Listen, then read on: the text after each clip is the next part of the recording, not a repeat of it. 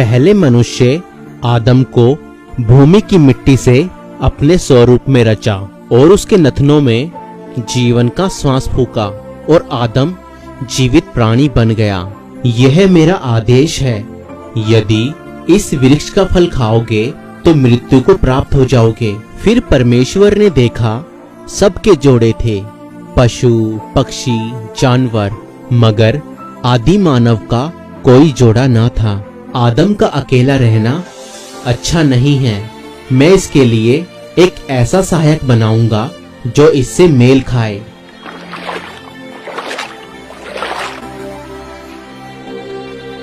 और फिर वापस मिट्टी में मिल जाया करोगे, क्योंकि आग की तलवार तुम्हारे और मेरे बीच में गिरने वाली है।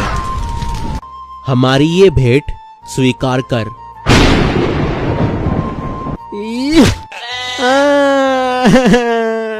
केन, अब तुम भी अपनी भेंट वेदी पर रखो। परमेश्वर ने केन की भेंट। आरंभ में कुछ नहीं था, कुछ भी नहीं, सब कुछ शून्य था। न जीव न जंतु और न ही कोई प्राणी था। न सूरज न चांद न तारे, न जल न हवा, कुछ भी नहीं था। बस एकमात्र परमेश्वर था। और उसने कहा, उजियाला हो, और उजियाला हो गया। और तब परमेश्वर ने संपूर्ण सृष्टि की रचना की। परमेश्वर ने पृथ्वी और उसमें जो कुछ है उसे रचा। और परमेश्वर ने तरह तरह के जीव जंतु और पशु और पक्षी बनाए।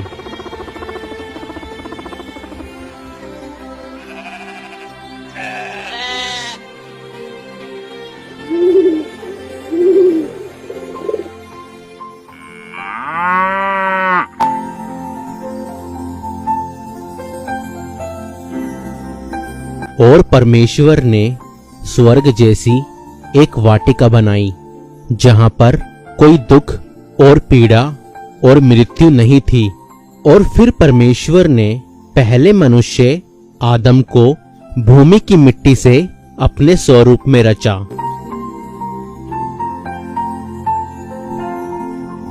और उसके नथनों में जीवन का श्वास फूका और आदम जीवित प्राणी बन गया। और परमेश्वर ने आदम को उस वाटिका के अंदर रखा और उससे कहा, आदम, यह सारी सृष्टि मैंने तुम्हारे लिए रची है और तुमको सृष्टि के लिए रचा है। तुम हर एक वृक्ष का फल खा सकते हो, केवल इस वृक्ष को छोड़कर। यह भले और बुरे के ज्ञान का वृक्ष है, अच्छाई और बुराई के ज्ञान का। अच्छाई और बुराई का ज्ञान हो जाने पर भी मनुष्य भागेगा बुराई की तरफ। यह मेरा आदेश है, यदि इस वृक्ष का फल खाओगे तो मृत्यु को प्राप्त हो जाओगे। फिर परमेश्वर ने देखा सबके जोड़े थे, पशु पक्षी जानवर, सबके जोड़े थे, मगर आदि मानव का कोई जोड़ा ना था।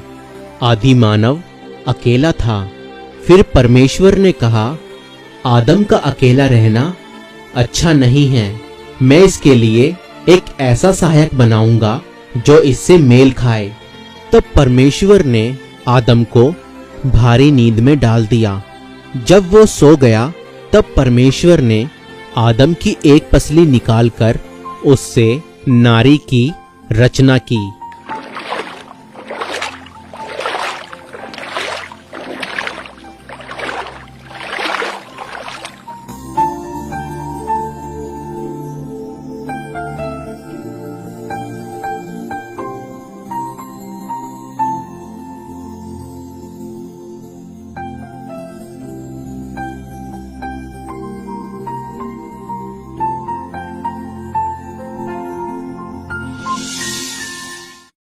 मैं आदम हूं और तुम मेरी ही हड्डी और मांस हो, इसलिए तुम्हारा नाम हव्वा यानी जीवन होगा, क्योंकि तुम सबकी आदि माता बनोगी। और मैं तुम्हें नारी कहूंगा, क्योंकि तुम नर में से ही निकली हो।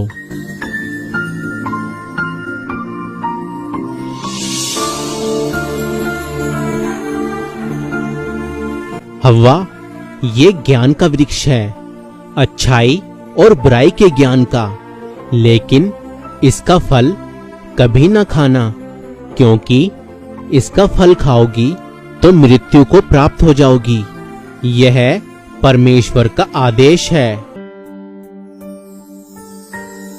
हव्वा, हव्वा, हव्वा, क्या तुम किसी भी वृक्ष का फल नहीं खा सकती? नहीं, हम सभी पेड़ों के फल खा सकते हैं। सिर्फ इस पेड़ का फल खाना मना है। पर जानती हो क्यों? परमेश्वर का आदेश है। इसलिए अगर तुमने इस पेड़ का फल खा लिया तो तुम्हें अच्छाई और बुराई का ज्ञान हो जाएगा, और तब तुम खुद परमेश्वर के समान हो जाओगे। नहीं, यदि हमने फल खाया तो हम मर जाएंगे। तुम नहीं मरोगे, वरन तुम परमेश्वर के समान हो जाओगे। मैं नहीं मानती। मत मानो, खाकर देख लो, खुद पता चल जाएगा। फल तो बहुत सुंदर है और अच्छा दिख रहा है।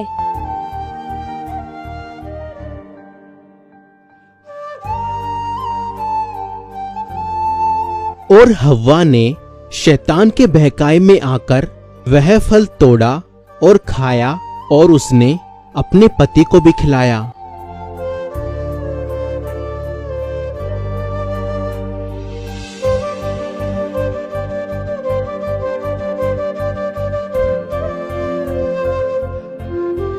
और उन दोनों की आंखें खुल गई। आदम, आदम, तू कहाँ है? मैं तेरी आवाज सुनकर डर गया। मैं नंगा था, इसलिए छिप गया। तुमसे किसने कहा कि तुम नंगे हो? क्या तुमने उस वृक्ष का फल तो नहीं खा लिया, जिस वृक्ष का फल मैंने तुम्हें खाने के लिए मना किया था?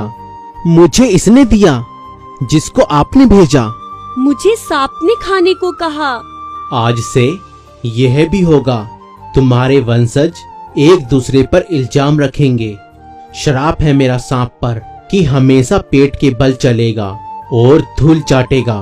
श्राप है मेरा औरत पर कि हमेशा प्रसव और पीड़ा उठाएगी, और आज से सारे फैसले पुरुष करेगा और यह उसका मुंह देखेगी।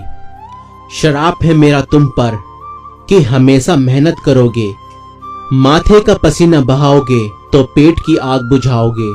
अच्छा होता यदि तुम इस वृक्ष का फल ना खाते, तब तुम अमर हो जाते। लेकिन अब तुम मृत जीवी हो, जियोगे और मर जाया करोगे। मिट्टी से बने हो और फिर वापस मिट्टी में मिल जाया करोगे। और अब जब तुमने मेरी आज्ञा तोड़ी है, तो तुम इस स्वर्ग में रहने के अधिकारी नहीं हो। वहां जाओ जहां कांटे हैं, पत्थर है और मेहनत है, दुख है, पीड़ा है। मेरा श्राप है तो मेरी आशीष भी है कि फूलो फलो और पृथ्वी पर फैल जाओ। अब अदन की वाटिका से बाहर जाओ, निकल जाओ यहां से जल्दी जल्दी, क्योंकि आग की तलवार तुम्हारे और मेरे बीच में गिरने वाली है।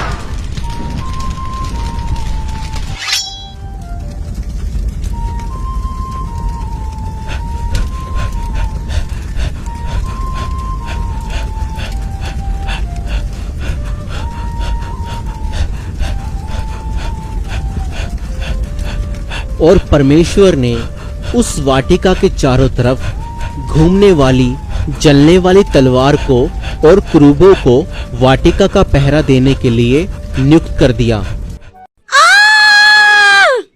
हव्वा, हव्वा, क्या हुआ?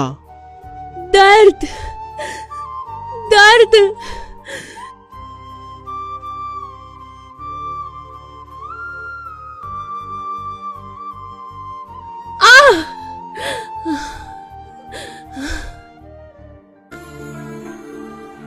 परमेश्वर अच्छा है। पीड़ा देता है इसलिए? नहीं, उसने तुम्हें दिया। तुम न होते, अकेली होती तो क्या करती?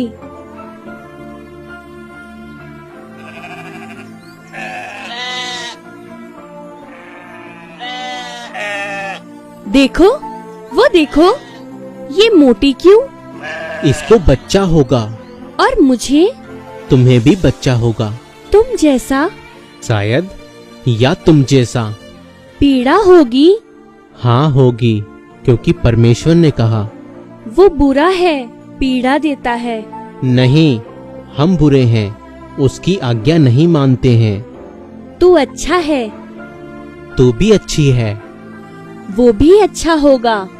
कौन? आने वाला।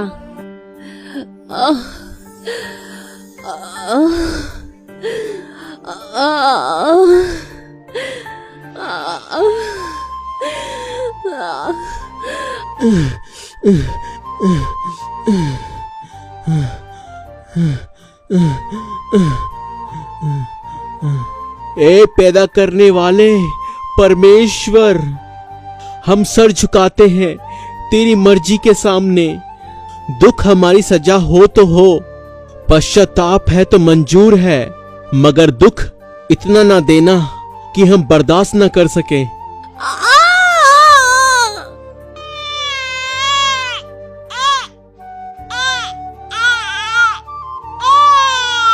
ये परमेश्वर ने हमें दिया। तो इसका नाम केन रखेंगे, यानी परमेश्वर का दिया हुआ।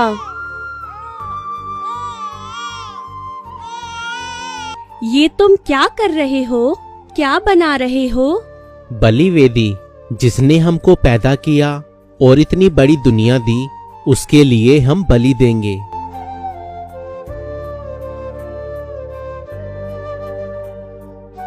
केन, उसको रख दो।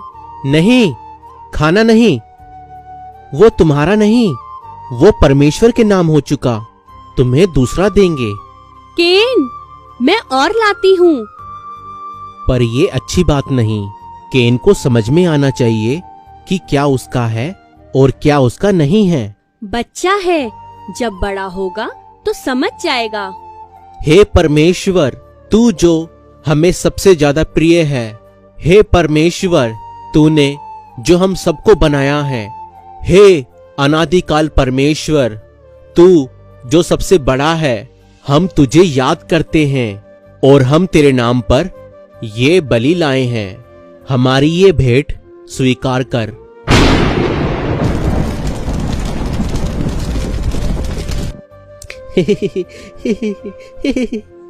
केन भाई, मुझे भी दो, मुझे भी खाना है। फिर आ गया।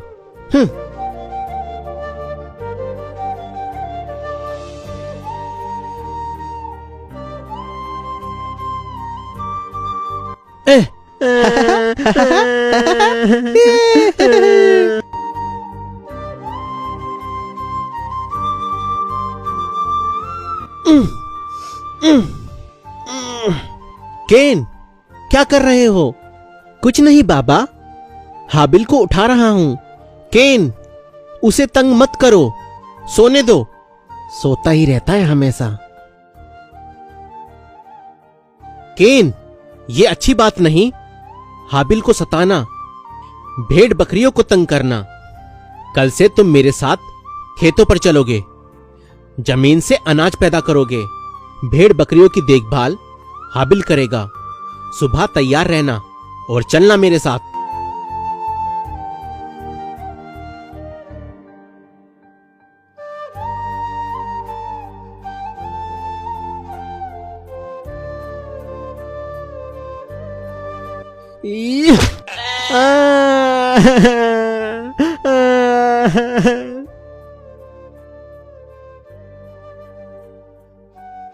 केन भाई, इसको क्या हुआ? टांगे तोड़ दी मैंने इसकी, अब कभी मेरे खेत में नहीं घुस सकेगी। ये तुमने किया? हाँ, जो भी मेरे खेत में घुसेगा मैं उसकी टांगे तोड़ दूंगा। इसलिए कहता हूं तुम अपनी ये भेड़ बकरियां संभाल कर रखो। केन भाई, तुम्हें इतना गुस्सा क्यों आता है? आता है तो आता है, तुम्हारा क्या जाता है? केन भाई, मैं तुम्हारे खेत के चारों तरफ बड़े बड़े पत्थर लगा देता हूं, फिर ना कोई अंदर आ पाएगा और ना बेचारा बेकार में जख्मी होगा। रुको, तुम अपनी फिक्र करो और मुझे नसीहत देने की कोशिश मत करो। पत्थर लगाने मुझे भी आते हैं, मैं तो बहुत बड़े इलाके के चारों तरफ पत्थर लगाने वाला हूं। खेत भी उसी में होगा और जन्नत जैसा बाग भी उसमें होगा। खुदा से मुकाबला करोगे? मैं कुछ भी करूंगा। तुम्हारे सीने में दर्द क्यों होता है? तुम जाओ अपनी भेड़ चराओ, मेरी जन्नत में तुम्हारे लिए भी कोई जगह नहीं होगी। ठीक है भाई, मत आने देना, पर अभी घर की जन्नत में तो चलो। वो जन्नत भी तुम्ही को मुबारक, आखिर लाडले भी तो तुम ही हो। हाबिल, तुम जाओ, मैं यहीं पर सोऊंगा। हुर्र, हट हट हट हट, हुर्र, हुर्र। केन, मैं जानती थी कि तू घर नहीं आएगा। तुझे खुले खुले खेत बहुत पसंद है। देख, इसीलिए तेरा खाना मैं यहीं पर ले आई। माँ, अंदर नहीं जाना। क्यों? अंदर जाने से क्या होगा? केन भैया कहता है अगर कोई अंदर घुसा तो वह उसकी टांगे तोड़ देगा। हाँ। मैं तो मजाक कर रहा था माँ, ये तो कुछ समझता ही नहीं है। आओ, अंदर आ जाओ। हाबिल, तुम भी आ जाओ। नहीं माँ, मुझे डर लगता है। मुझसे नहीं, तुम्हारे गुस्से से। अच्छा ठीक है, तू जा बाबा के पास, मैं आती हूँ थोड़ी देर में। अच्छा माँ। हुर हुर हुर हुर हुर, ह, ह, ह, ह। केन, मैं जानती हूँ तू अच्छा है। हमें ये सब कुछ परमेश्वर ने दिया है, हमें परमेश्वर का शुक्र करना चाहिए, है ना? जब तेरी फसल पक जाएगी तब उसमें से कुछ हिस्सा हम परमेश्वर को बलि में देंगे, फिर परमेश्वर और ज्यादा देंगे।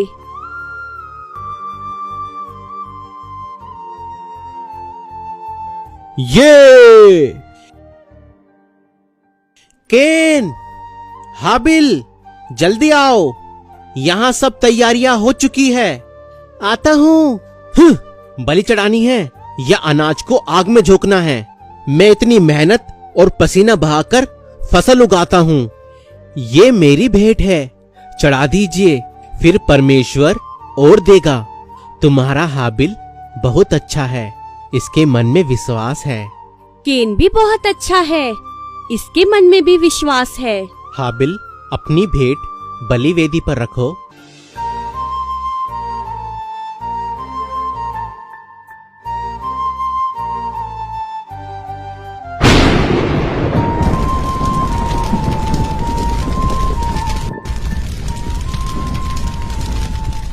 केन, अब तुम भी अपनी भेंट वेदी पर रखो।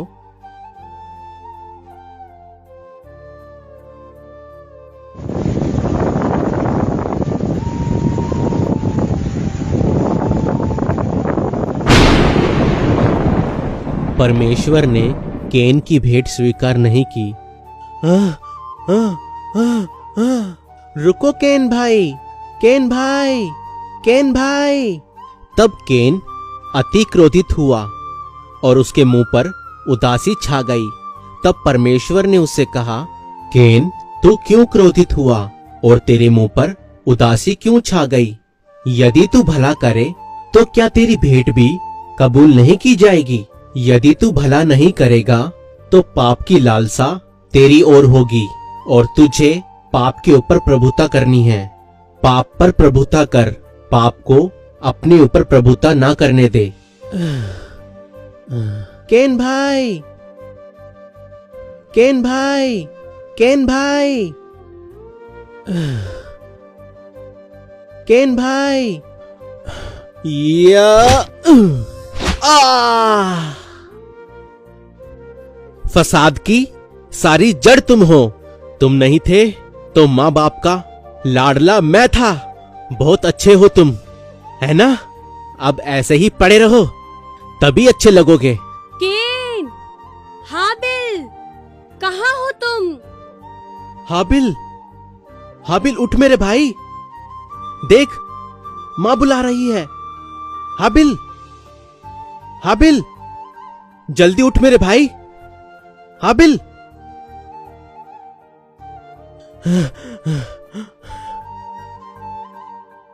केन, तुम्हारा भाई कहाँ है?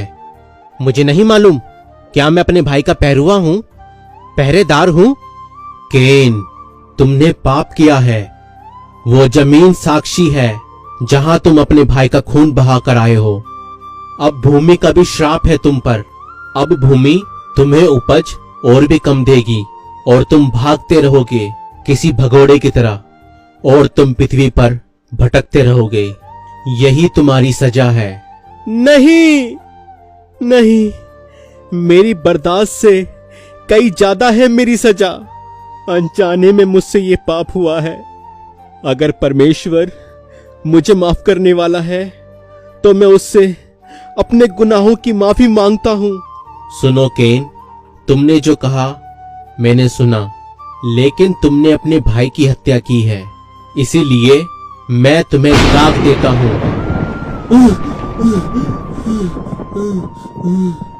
और हर वो मनुष्य जो अपने भाई की हत्या करेगा तुम्हारी तरह माथे पर दाग लेकर घूमेगा, क्योंकि मैं नहीं चाहता भाई भाई की हत्या करे।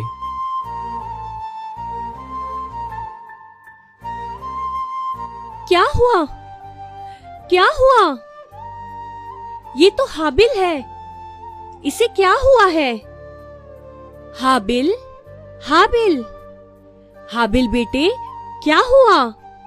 ये कुछ बोलता क्यों नहीं? ये तुम क्या कर रहे हो? परमेश्वर ने कहा हम मिट्टी से बने हैं और फिर वापस मिट्टी में मिल जाया करेंगे। हाबिल, हाबिल, इसमें तो सांस नहीं है। हाबिल की सांस परमेश्वर ने वापस ले ली। क्या इसकी सांसें परमेश्वर वापस कर सकते हैं? हाबिल मर चुका है। परमेश्वर ने दिया और परमेश्वर ने वापस ले लिया। हाबिल,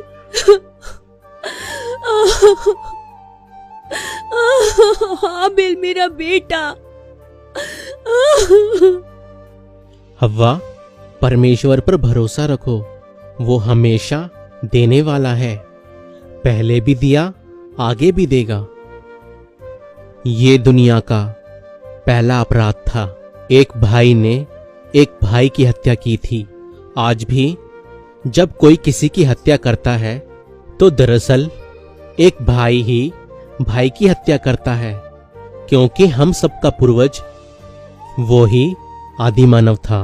लेकिन आदि मानव की कहानी यहाँ समाप्त नहीं होती। ये तो बस शुरुआत है। दोस्तों,